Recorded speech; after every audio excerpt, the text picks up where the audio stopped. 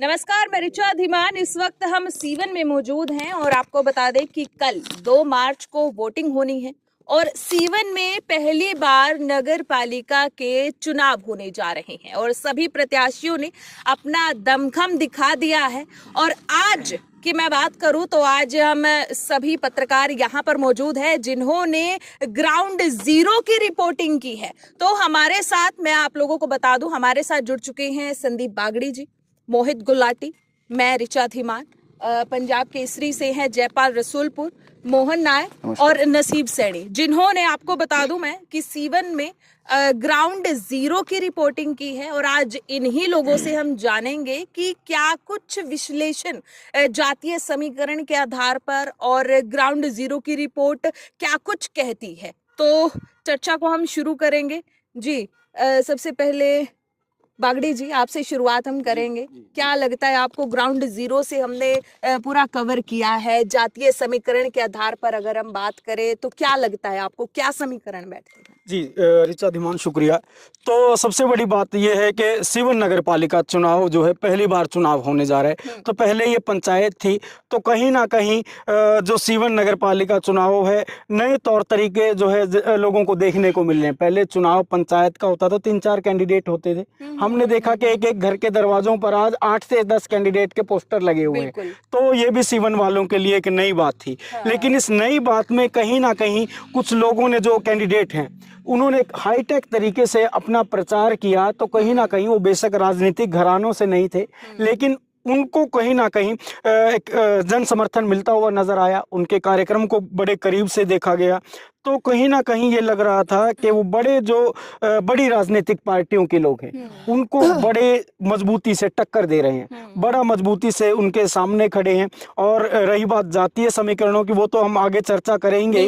लेकिन जो एक मीडिया की दृष्टि से देखें तो कहीं ना कहीं जो कांग्रेस है, कांग्रेस इसमें कहीं दिखाई नहीं दे रही थी। लेकिन भाजपा को ये कहें कि जनता ही टक्कर दे रही है सीवन में। सीवन में पहली बार चुनाव हो रहे हैं और यहाँ पर ये सवाल मैं जानूंगी मोहन नायक से, क्योंकि सीवन में पहली बार नगर पालिका के चुनाव हो रहे हैं, तो वही जोश है, वही उमंग है। ग्राउंड जीरो की रिपोर्ट आपने की है, क्या लगता है आपको वो जोश, क्या विश्लेषण इसमें आप का रखेंगे आप अपना? सबसे पहले तो ऋचा जी, आपका बहुत बहुत धन्यवाद, जो आप चुनावी विश्लेषण में आपने हमें एक मंच जो है वो मुहैया करवाया। इसके लिए मैं आपका बहुत बहुत धन्यवाद करता हूं। जैसे सीवन नगर पालिका के चुनाव की हम लगातार बातचीत कर रहे हैं, लोगों को ग्राउंड रिपोर्ट जो हम लगातार पिछले 10 दिन से दिखा रहे हैं, उससे हमने लोगों को रूबरू करवाया।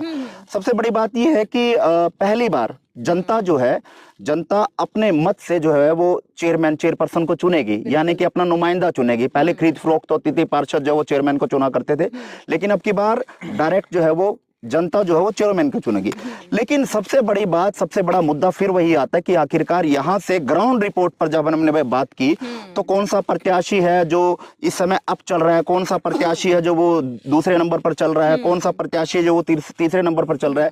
लेकिन इसमें एक सबसे बड़ा जो बात है, जो हम लगातार ग्राउंड पर देख रहे हैं, जिसे भाजपा जो है, उन्होंने एक बाजी जो है वो पंजाबी समाज पर खेली। लेकिन कहीं ना कहीं भाजपा के मुकाबले के अंदर कहीं ना कहीं जो सैनी समाज है, उनकी जीत के अंदर कहीं ना कहीं सैनी समाज जो है वो बीच में आया। उन्होंने अपना प्रत्याशी जो मैदान में उतारा, तो कहीं ना कहीं भाजपा के लिए काफी चैलेंजिंग जो है वो ये परिस्थितियां हो गई हैं। लेकिन तीसरे चेहरे के तौर पर अगर मैं बात करूं तो संयम गुप्ता, रिक्की गोयल जो है वो चुनावी मैदान में है। और ग्राउंड जीरो पर जब हमने बातचीत करी, लोगों से जाना, तो कहीं ना कहीं एक वो चेहरा भी मजबूती के तौर से जो वो आगे बढ़ता हुआ जो है वो देखा गया, वो लोगों की दृष्टि से देखा गया। वो क्यों देखा गया? लोगों के अंदर एक कसक है, लोगों के अंदर एक दर्द है। वो दर्द ये है कि जिस एरिया को सीवन के अंदर अगर बात करें, जिस एरिया को आज 17 सेक्टर का नाम दिया गया है, उन लोगों के अंदर, उनके जहन में एक दर्द है, दिल में दर्द है कि जो 17 सेक्टर में क्यों कहा जाता है, जबकि 17 सेक्टर भाजपा के कुलवंत बाजीगर की उसी एरिया में एंट्री भी बैन है। कुलवंत बाजीगर वहां जा नहीं सकते हैं और कुलवंत बाजीगर की का विरोध भी भाजपा के लिए बड़ी मुसीबत है। मैं बागड़ी जी, मैं वहीं पे आ रहा था, क्योंकि पिछले काफी वर्षों प्लान की बात करें, 2 प्लान की, 3 प्लान की बात करें, तो भाजपा जो है वो हरियाणा में सरकार बनाए हुए है। लेकिन आज भी उस एरिया की अगर बात करें तो काफी लोगों को जो है जरूरतमंद जो मूलभूत सुविधाएं हैं वो लोगों को नहीं मिल पा रही। तो कहीं ना कहीं वहां के लोगों का जो मन है अब की बार वहां से सत्ता पार्टी है जो उससे बदल कर कहीं ना कहीं और खिसकता हुआ जो वो दिखाई दे रहा है, जिसमें साफ तौर पर अगर मैं कहूं तो कहीं ना कहीं संयम गुप्ता और संदीप सैनी जो है वो वहां पर अप जो है दिखाई दे सकते हैं, यानी कि संयम गुप्ता का वोट बैंक वहां पे काफी ज्यादा जो है वो देखा जा सकता है। उसका कारण सबसे बड़ा ये है क्योंकि नरम मिजाज के हैं, लोगों के बीच में लगातार वो पहुंचे हैं, कोई गाड़ी घोड़ा कुछ इस तरह का लेकर नहीं चलते, एक आम आदमी की तरह जो वो लोगों के बीच में जा रहे, तो कहीं ना कहीं लोग जो है संयम गुप्ता और रिक्की सैली की जो कार्यशैली है उसको कहीं ना कहीं पसंद करते हुए नजर आ रहे हैं। क्योंकि ग्राउंड जीरो पर जब हमने बातचीत की, लोगों से जाना, तो लोगों की कहीं ना कहीं ये पीड़ा थी और लोगों ने जो अपना नुमाइंदा कहीं ना कहीं वो चुनने का आगे मन बना भी लिया। बिल्कुल बिल्कुल जयपाल जी, मैं ये यहाँ पर बात ये लाना चाहती हूँ क्योंकि मुख्यमंत्री भी यहाँ पर आए हैं और बीजेपी की कैंडिडेट है शैली मुंजाल, और क्या लगता है आपको कितना कुछ असर उसके बाद देखने को मिला है, क्योंकि ग्राउंड जीरो की रिपोर्ट आपने की है और वही दूसरी तरफ उन्हीं के सैनी समाज से है संदीप सैनी, क्या फर्क रहा होगा वहां पर, और इनसे हटके संयम गोयल है, क्या जी ऋचा जी, देखिए जैसे कि सभी ने अपने जो विचार रखे हैं, तो जो चुनाव की बात की जाए तो कहीं ना कहीं मैं शुरू से इलेक्शन को कवर कर रहा हूं, जो मेरा अनुभव कह रहा है उसमें कहीं ना कहीं इलेक्शन जो है जो आज़ाद में ज़्यादा मेरे को दिखा। इसका दो रीजन मैं आपको बताऊंगा, हालांकि आप चाहे उससे सहमत हो या ना हो, परंतु इसके जो फैक्ट हैं वो पहले तो ये है कि विवेक गोयल की बात हम करते हैं कि जो सबसे ज़्यादा ट्रोल किया जा रहा है, सबसे ज़्यादा नाम उन्हीं का पहले जो है विवेक गोयल का आ रहा है, क्योंकि ये हमने जो लोगों के बीच गए हैं, सबसे पहले विवेक गोयल का बात करें, चर्चा में यही नाम था, क्योंकि भाजपा के द्वारा जो है टिकट नहीं दिया गया था, तब तक विवेक गोयल ही ट्रोल कर रहा था। उसके बावजूद जो है भाजपा की लिस्ट में जो देरी हुई, हालांकि कई नाम चर्चा में थे, शैली मुंजाल की बात की जाए, अनीता मुंजाल की बात की जाए, और कई चेहरे थे, परंतु उनका कहीं ना कहीं नाम देरी से आना, तो विवेक गोयल ने उस टाइम तक जो है अपना डोर टू डोर जो मैंने कवर किया उनका, तो उस टाइम तक वो डोर टू डोर कवर कर चुके थे, वो जमा लिया था। हाँ, वो अखाड़ा जो थी वो अपनी पहुंच जो तैयार कर चुके थे। उसके बावजूद जो बता दें कि सैनी समाज जो सीवन में सबसे बड़ा अपना महत्व रखता है, सबसे ज्यादा कास्ट की अगर बात की जाए, कम्युनिटी की बात की जाए, तो सैनी समाज मोहन जी सबसे ज्यादा है। तो सैनी समाज के क्या हुआ, जब यहाँ से टिकट के दावेदार दो चेहरे थे, चेयरमैन संजय सैनी की बात की जाए या एक और सैनी क्या नाम था उनका, नाम नहीं मेरे को ध्यान है, भाजपा से टिकट मांग रहे थे, जी, तो उनको टिकट ना मिलने के कारण तो सैनी समाज ने अपना एक चेहरा जो है वो ग्राउंड में उतारने के लिए, क्योंकि सैनी समाज अपने आप में एक सीवन में वर्चस्व है, क्योंकि सबसे ज्यादा वोट है, तो इसीलिए उन्होंने अपना इंडिपेंडेंट जो कैंडिडेट है वो खड़ा कर दिया, आजाद प्रत्याशी खड़ा कर दिया। यानी कहीं ना कहीं शुरू से अगर मान के चले तो संयम गुप्ता का पहले ग्राउंड बन चुका था, तो एक 2 से 2.5 हजार जो वोट जो बताई जा रही है सैनी समाज की, तो उस ग्राउंड पे जो संदीप सैनी कहीं ना कहीं जो अच्छा बैकग्राउंड लेके आए हैं। तो भाजपा की अगर बात की जाए तो पंजाबी समाज भी यहाँ कम नहीं है। दूसरे नंबर पर अगर बात करें तो पंजाबी समाज है, तो भाजपा द्वारा एक कैंडिडेट जो शैली मुंजाल को उतारा गया, तो कहीं ना कहीं मजबूती उनको भी मिली है। हालांकि पंजाबी समाज कितना साथ देता है या सैनी समाज कितना साथ देता है या और पब्लिक जो कितना साथ देती है, वो फिलहाल चुनाव के बाद करेंगे, परंतु मेरे हिसाब से कहीं ना कहीं आजाद प्रत्याशियों में ये चुनाव कहीं ना कहीं जो दिखा है मेरे को। हालांकि बीजेपी अब जो थोड़ा बहुत बता रहे हैं कि ठीक स्थिति है, हालांकि पहले की बात की जाए, मुख्यमंत्री आने से पहले की बात की जाए या पंचायत मंत्री आने से पहले की बात की जाए, तो उस समय थोड़ी स्थिति जो कमजोर थी, क्योंकि इसका मेन रीजन ऋचा जी मैं मानता हूं कि पहली बार चुनाव हो रहा है, तो यहाँ पर अनुभव की बात जो बागड़ी जी ने कही थी कि पंचायत स्तर पे पहले चुनाव होते थे, परंतु पहली बार चुनाव हो रहा है, तो कहीं अनुभव के कारण जो कहीं ना कहीं थोड़ा बहुत पीछे थे, परंतु अब स्थिति जो अच्छी बताई जा रही है। परंतु मैं अब भी अपने जो विवेक के आधार पर कह रहा हूं कि जो चुनाव है वो आजाद में कहीं ना कहीं फाइट करता हुआ दिख रहा है, और कहीं ना कहीं बात की जाए तो जो सैनी कम्युनिटी है उसके अलावा विवेक गोयल के पास अगर बात की जाए तो अदर SC और BC प्लस ये वोट बैंक जो कहीं ना कहीं उनको बेनिफिट दे सकता है। और मुख्यमंत्री का कहीं ना कहीं फाइट की बात करूं मैं, अगर मान लो खुद पंजाबी कम्युनिटीज जो है वो कम्युनिटीज खुद ही इंतजार कर रहे थे कि शैली मुंजाल की बजाय अगर अनीता मुंजाल चेहरा होती तो शायद ज्यादा वो खुलकर मैदान में आ पाते। भाजपा ने खुद मौका दिया आजाद कैंडिडेट को फील्ड में अपने धाक जमाने का, अपना जो है काम दिखाने का। शायद कहीं ना कहीं भाजपा की लेट लतीफी और चेहरे पर सही पर दाव न खेलना भी कहीं ना कहीं कमजोरी है। और मैं सीधी कमजोरी ये भी कहूंगा कि कई मंत्री यहाँ आ चुके हैं, मुख्यमंत्री यहाँ आ चुके हैं, कहीं ना कहीं उनको लगा कि जमीन खिसक रही है, शायद इसलिए भी उनको एक ये कह लीजिए कि दूसरी पार्टी मैदान में नहीं है, आजाद कैंडिडेट है, और उनके लिए भी इतने मंत्रियों की फौज और मुख्यमंत्री को खुद आना पड़े, तो कहीं ना कहीं सिस्टम फेल है। लेकिन इसमें कहीं ना कहीं नुकसान की अगर बात करें, मुख्यमंत्री जब पहुंचे तो उसका नुकसान साफ तौर पर जो है वो कहीं ना कहीं संदीप सैनी को जो है वो साफ तौर पर जो है वो पड़ता नजर आ रहा वो था। ये भी बोलते हुए भी नजर आए ना कि भाईचारे का चुनाव है, तो ऐसे में मुख्यमंत्री जी को यहाँ पर नहीं आना चाहिए, और इसमें एक फैक्टर 17 सेक्टर का जरूर है, जी, क्योंकि जी। ग्राउंड रिपोर्ट मुख्यमंत्री पे ने कही थी, लेकिन इसमें- मुख्यमंत्री इसमें- ने ये कही कि जो लोग ये कहते घूम रहे हैं कि मैं उनका करीबी हूँ, मैं उनका करीबी हूँ, उनके लिए भी वो रास्ते बंद करके गए हैं और वो कह के गए हैं मेरा करीबी कमल का फूल और है। जो अपने आप को करीबी कह रहे थे उनके लिए नो एंट्री का बैन भी कर गए, नो एंट्री का जो है वो कर गए। लेकिन मुख्यमंत्री का आना वो संयम गुप्ता के चुनाव पर कोई फर्क नहीं पड़ता, लेकिन उसका जो मुख्यमंत्री का आना जो चुनाव पर फर्क पड़ता है वो संदीप सैनी के चुनाव पर फर्क पड़ता है। बड़ा चैलेंज हो गया। बड़ा चैलेंज हो गया है, और कहीं ना कहीं भाजपा की जो प्रत्याशी है शैली मुंजाल, उसको कहीं ना कहीं बेनिफिट जो है वो मिल सकता है मुख्यमंत्री के आने से। लेकिन संयम गुप्ता जो है वो अपना जो ग्राउंड पहले उन्होंने बनाया था, तैयार किया था, वो ग्राउंड एज इट इज उनका जो है वो काम आ रहा है, वो एज इट इज ग्राउंड चल रहा है। जो इलेक्शन में एक बात नोट की है मैंने, क्योंकि संदीप सैनी अगर नहीं खड़ता, अगर सैनी समाज अपनी कम्युनिटी का कैंडिडेट खड़ा नहीं करता, तो मैं मानता हूं कि सैनी समाज का जो वोट बीजेपी को जाता, और ना कहीं विवेक गोयल को जो नुकसान इसका हो सकता बिल्कुल बिल्कुल, शैली मुंजाल वाकई में जीत रही थी, इसमें कोई डाउट नहीं है कि संदीप सैनी या सैनी समाज से कोई प्रत्याशी मैदान में नहीं उतरता तो इसका बेनिफिट बीजेपी को मिलता। बिल्कुल, इसमें कोई अतिशोक्ति नहीं है कि सैनी समाज जो है वो भाजपा के साथ सदा रहा है और भाजपा के साथ सदा रहा है। लेकिन यहाँ पर भाईचारे का चुनाव था, तो उसको के सैनी समाज ने अपना उम्मीदवार उतारा, तो कहीं ना कहीं भाजपा को उसका जो है वो खामियाजा भुगतना पड़ेगा। बिल्कुल मोहित जी, मैं यहाँ पर एक चीज ये भी बोलना चाहूंगी, जैसे ग्राउंड रिपोर्ट पे आपको भी ये चीज सुनने को मिला है कि 17 सेक्टर के जो लोग हैं ना, जहाँ पे वो झुक जाए तो उनकी जीत पक्की है। आपको लगा ऐसा? बिल्कुल, बात आपकी ठीक है ऋचा जी, लगातार सभी साथी कह रहे हैं। हाँ। जो अब की बार जो लड़ाई है वो भाजपा वर्सेस आजाद है। हाँ। तो जैसे कि मुख्यमंत्री जी का जो संबोधन था, न्यू उनका कहना था कि कांग्रेस को 0 पर आउट कर देंगे। तो जाते हुए मैंने भी सवाल किया मुख्यमंत्री जी, हालांकि उनकी तरफ से कोई रिप्लाई नहीं आया, लेकिन बात ये थी कि जो सरकार को जो लड़ाई दे रहे हैं, हरियाणा के जो भाजपा को जो लड़ाई दे रहे हैं वो आजाद उम्मीदवार है। अगर बात करें हम 17 सेक्टर की, आप बात कर रहे हैं, जैसा कि साथियों ने बताया कि जो 17 सेक्टर में भाजपा की जो बता रहे हैं कि नो एंट्री है, हालांकि वहां जो अगर बात करें संयम गुप्ता की, लगातार उनका जो तूफानी प्रचार है, हालांकि वोट बैंक की मैं बात करूं, यहाँ पर पंजाबी कम्युनिटी और सैनी कम्युनिटी की वोट बैंक ज्यादा है। हालांकि पंजाबी चेहरा जो भाजपा की तरफ से शैली मुंजाल को बना दिया गया है, और सैनी जो कम्युनिटी की तरफ से संदीप सैनी जो आजादी मैदान में है।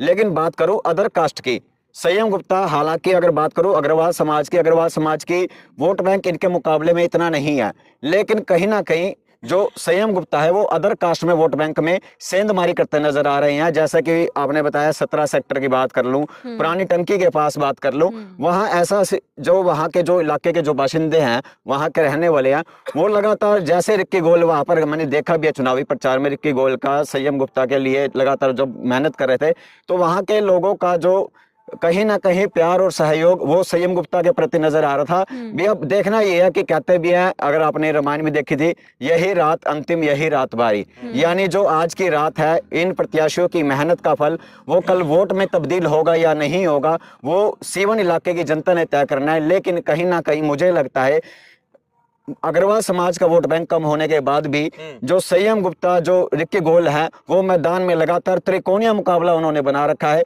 लगातार भाजपा को सत्ताधारी जो दल है उसको टक्कर देते हुए नजर आ रहे हैं। बेशक सैनी कम्युनिटी एक अपने कैंडिडेट की तरफ लग रही है, लेकिन जो इस बीच में जो मैदान में जो संयम गुप्ता है, उन्होंने सबका कहीं ना कहीं खेल पूरी तरह से बिगाड़ कर रख दिया है। मोहित जी एक बात और है जिसको मैं कहना चाहूंगा कि जिस तरह से सैनी समाज से अपना कैंडिडेट तो उतार दिया गया, और जो पहली मीटिंग हुई थी केवल सैनी समाज की हुई थी, दूसरी कम्युनिटीज उसमें नहीं थी, यानी कि कहीं ना कहीं दूसरी कम्युनिटीज के जो लोग थे साफ तौर पर गुपचुप तरीके से कहते नजर आए कि ये भाईचारे का नहीं, सैनी समाज का कैंडिडेट है। ये भी कहीं ना कहीं दिक्कत और परेशानी वाला काम संदीप सैनी के लिए रहा। हालांकि बागड़ी छत्ती बरादरी की जो बैठक बताई गई थी, परंतु जो आपने भी देखा हमने भी देखा, तो कहीं ना कहीं सैनी समाज की बैठक हुई थी, जहां पर निर्णय लिया गया था दो जहां तक मेरे को याद है कि 2 दफा जो है मीटिंग हुई थी, उसके बावजूद जो निर्णय लिया गया था। बिल्कुल इसमें खतरे की घंटी की अगर मैं बात करूं, जो भारतीय जनता पार्टी के लिए या संदीप सैनी के लिए जो खतरे की घंटी जो है वो बन सकती है, वो जो है ब्राह्मण समाज भी है, क्योंकि ब्राह्मण समाज का एक चेहरा है संतोष शर्मा जी, वो भी मैदान में है। कहीं ना कहीं जो उसका कहीं ना कहीं खामियाजा जो है वो भारतीय जनता पार्टी को और संदीप सैनी को जो भुगतना पड़ सकता है, क्योंकि इसका साफ तौर पर जो अगर वोट बैंक की अगर मैं बात करूं तो लगभग 15,000 के आसपास सीवन में जो है वो वोटिंग है जो कल होगी। लगभग अगर बात करें तो 11,500 हजार के आसपास जो है वो वोट, 12,000 के आसपास वोट जो है वो पोल होगी। लेकिन इसमें सबसे बड़ा जो चैलेंज है, जो सबसे बड़ा जीत का निर्णायक फैसला जो समाज करेगा, उसमें सबसे बड़ा जो निर्णायक फैसला जो समाज करेगा, उसमें एक चमार समाज, कस्सम समाज, जो कि इस जीत का निर्णय लेगा। वो समाज जिसकी तरफ भी 70% 80% झुक जाएगा, तो वो समाज जो है जिस उम्मीदवार की तरफ चला गया, तो वो उम्मीदवार यहाँ से सीट निकाल लेगा। और तकरीबन ये जो वोट बैंक है, ये तकरीबन जो वोट बैंक है, या सैसी समाज है, या औरन्य समाज है, वाल्मीकि समाज है, ये सारा समाज जो है, जो 17 सेक्टर की तरफ जो है वो रहता है, जहां पर हालात बहुत बदतर है। तो अब की बार वो 17 सेक्टर जिसको कह रहे हैं, और लोग जो है लगातार कह रहे हैं कि हम इसको बदलेंगे, लेकिन साफ तौर पर जो संयम गुप्ता उन्होंने कहा कि सबसे पहले मेरा निर्णय ये होगा कि जो 17 सेक्टर के नाम से लोगों ने मजाक बना रखा है इस एरिया का, सबसे पहले इसको इनकी पहचान दी जाएगी, और उस पहचान के मुताबिक जो है इसको जो है बनाया जाएगा, मूलभूत सुविधाएं दी जाएंगी। इसको लेकर उस एरिया के जो लोगों का विश्वास क्यों बना है, मैं और थोड़ा सा बारीकी से गहराई से आपको बता दूं।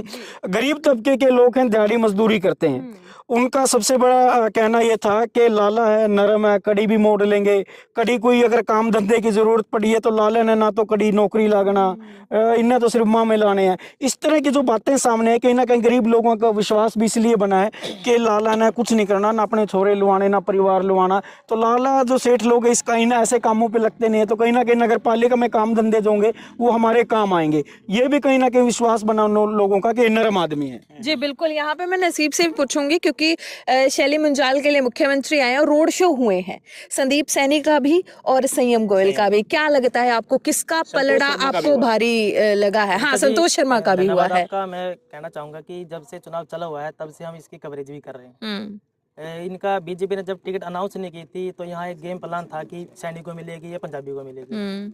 हालांकि पंजाबी को दे दी है, सैनी समाज ये सोच रहा था कि हमें टिकट मिलेगी, लेकिन टिकट इन्होंने गेम प्लान ये किया, बीजेपी की गेम ये थी कि यहाँ डॉक्टर पवन सैनी को प्रभारी लगा दिया गया कि डॉक्टर पवन सैनी सैनियों को ही संभाल लेगा, लेकिन ऐसा नहीं हुआ। संभले नहीं। हाँ, संभले नहीं वो। उन्होंने क्या किया कि इनको समाज की बैठक हुई, पुंडरी में भी सैनी समाज को टिकट दी गई थी। इसका रीजन ये भी है ऋचा जी कि कैथल जिले में पुंडरी में ऑलरेडी सैनी समाज को टिकट दी गई थी, इसीलिए यहाँ के नहीं हाँ, बिल्कुल बिल्कुल। यहाँ सैनी समाज का कैंडिडेट उतार दिया गया, संदीप सैनी, हेमलता उनकी पत्नी। उसके उतारने के बाद यहाँ गेम प्लान ये हो गया कि रिक्की गोयल है जो, उन्होंने प्रचार प्रसार पहले से ही अपना ग्राउंड तैयार कर लिया था। हर जगह जहाँ से मतलब उनको ये लगता कि हम स्ट्रॉन्ग नहीं है, वहाँ से उन्होंने अपना वोट बैंक पूरा तैयार कर रखा था, डोर टू डोर भी किया उन्होंने। यानी साफ तौर पर बात करें कि जब उम्मीदवार मैदान में आए, उम्मीदवार जब अपने प्रचार के लिए लोगों के पास पहुंचे, उससे पहले रिक्की गोयल, संयम गुप्ता जो वो अपने प्रचार को एक बार लोगों तक पहुंच चुके थे, लोगों तक अपना नाम पहुंचा चुके थे, लोगों के बीच में अपने मुद्दों को लेकर अपनी बात रख चुके थे, जिसके लाकर इसमें सबसे बड़ी बात मैं बताऊं भाई, रिक्की गोयल का उन्होंने अपना विजन रखा लोगों के सामने। जब हम उनकी जनसभाएं जो है कवर कर रहे थे, तो उन्होंने अपना विजन रखा, और उस विजन को आपने देखा होगा लोगों को इतना पसंद आया कि पहली बार मैंने अपना जो ये अपना करियर है उसमें ये देखा कि पहली बार चुनाव से पहले बम पटाखों के साथ, ढोल के साथ करते थे, लेकिन आतिशबाजी के साथ किसी कैंडिडेट का इतना जो है स्वागत किया जा रहा है, ये पहली बार सामने आ रहा था। उनका विजन इतना पसंद आया। चुनाव के टाइम अभी तक चुनाव चला हुआ है, किसी भी प्रकार की कोई होटिंग नहीं है, किसी प्रकार का कोई दंगा नहीं है। हाँ, शांति प्रिय है। रोड शो की हम बात कर रहे थे, पलड़ा किसका भारी रोड शो लगा? में बताता हूँ, जब रैली नहीं हुई थी सीएम साहब की, उसके अंदर ये आकाश लगाए जा रहे थे कि सीएम आएंगे या नहीं आएंगे, रोड मैप आ गया था, लिस्ट आ गई, तो उसके अंदर सीएम सैनी का मतलब आने की कोई संभावना नहीं थी। बात हुई मेरी, वो कह रहे कि 1 बजे प्लान बनाया, वो तो आ गए थे। उसके बाद तब तक ये था कि रिक्की गोयल फर्स्ट नंबर पे, सेकंड पे संदीप सैनी, तीसरे पे शैली मुंजाल चली रही थी। तो उसके बाद जब सीएम का भाषण हुआ, उसके अंदर एक देखने को आपने मिला होगा कि उसके अंदर ये वर्डिंग कहा गई थी कि कांग्रेस कांग्रेस कांग्रेस। हालांकि यहाँ कांग्रेस का कोई उम्मीदवार ही नहीं है। सीएम सैनी किसी कांग्रेस वाले बता रहे थे, ये उसके बाद देखने को मिला कि उसके बाद शैली मुंजाल थोड़ी ऊपर उठी है। हाँ, हालांकि इनकी जब कांग्रेस की बात आई तो कहीं ना कहीं यहाँ के विधायक का भी फेलियर है। हाँ। यहाँ से विधायक बने हैं, अच्छे वोटों से बने। देवेंद्र हंस कहीं सामने मैदान में नहीं दिखाई दिए, हालांकि उनकी टीम के लोग जरूर समर्थन कर रहे हैं, संदीप के साथ दिखाई दे रहे हैं, लेकिन कहीं ना कहीं खुलकर वो सामने ना आना कहीं ना कहीं उनकी कमजोरी साबित होती है। सीएम उनको चैलेंज दे गए, लेकिन कहीं ना कहीं वो साफ तौर पर उन्होंने अपने आप को कमजोर साबित कर दिया। हालांकि ये अपील भी नहीं कर पाए कि सभी वोट डालें, इतनी अपील गोयल तो कोई भी कर सकता है। तो कहीं ना कहीं ये आप लोगों की जो बात है उस तमाम तरीके की बातों को सुनकर कहीं ना कहीं लग रहा है कि संयम गोयल जो है एक बड़ा चेहरा इस चुनाव में रही। उनके प्रचार के तरीके, उनके कार्यक्रम, उनका रोड शो, तमाम तरीकों से। भाई सेक्टर 17 है जो नाराज है बीजेपी से। हाँ। हमने देखा है कि 10 साल 11 साल हो गए सरकार के होने के बावजूद भी उनका इतना बुरा हाल है कि सीवरेज समस्या है, पानी की निकासी नहीं है। उन लोगों का कहना है, उन लोगों ने हमें को ये बताई कि रिक्की गोयल है, इनके पिताजी की जो 3 किले हैं पीछे, उन्होंने हमारे लिए निकासी के लिए दे रखे हैं। बिल्कुल बिल्कुल बिल्कुल हमने यकीन नहीं बिल्कुल किया, लेकिन हम देख के आए भी हाँ वाकई में ही इन्होंने दे रखा है। जी। रिक्की गोयल का और संदीप सैनी का एक है कि उनके पिताजी की जो वैल्यू है ना उसके बिहाफ पे उनको वोट डलेंगी। मैं एक सबसे मेरा एक आखिरी सवाल ये रहेगा, क्योंकि जातीय समीकरण पर हमने बातचीत की है यहाँ पर, और ग्राउंड रिपोर्ट जो 0 रिपोर्ट हमने की थी उस पर भी हमने यहाँ पर बात की है। एक लास्ट सवाल आप सभी से मेरा ये रहेगा, 4 कैंडिडेट है। बीजेपी की शैली मुंजाल है, आजाद प्रत्याशी संदीप सैनी, हेमलता सैनी है, आजाद प्रत्याशी संयम गोयल है, रिकी गोयल है, और घड़ी और संतोष सैनी है जिनका चुनाव चिन्ह घड़ी है। संतोष शर्मा जी, क्या लगता है आपको, कितना ए पे कौन है, बी पे कौन है, सी पे कौन है, क्या लगता है आपको? मैं बता देता हूँ आपको। पहले मैं बता देता हूँ जितने कैंडिडेट चुनाव लड़ रहे हैं, सबसे पहले वो चुनावी मैदान में आते हैं अपनी कम्युनिटीज को देखकर। और जहां हम संयम गोयल की बात करें, उनकी सबसे कम वोट बैंक है, लेकिन उन्होंने अपने आप को चुनाव में इस तरह साबित करना कि कुछ तो बात रही होगी, यूं ही कोई इतना लोकप्रिय नहीं होता। तो कहीं ना कहीं संयम गोयल वोट बैंक बेशक कम है, लेकिन 36 बिरादरी के लोगों का उनको समर्थन मिला है। तो कहीं ना कहीं मुझे लगता है कि वो कहीं ना कहीं अपने आप को साबित करने में सफल हुए। जी मोहित भाई। तो बात देख रहा हूँ मैं, सभी जो सीएम के ऊपर अगर बात अटक रही है, अभी सीएम साहब आए थे, अब सीएम साहब आए थे, लेकिन एक विश्लेषण हो रहा है क्या सीएम के आने के बाद इफेक्ट कितना पड़ा है, क्या सीएम का कार्यक्रम सीएम साहब के आने के बाद वो डेंट मार रहे हैं वोट बैंक में।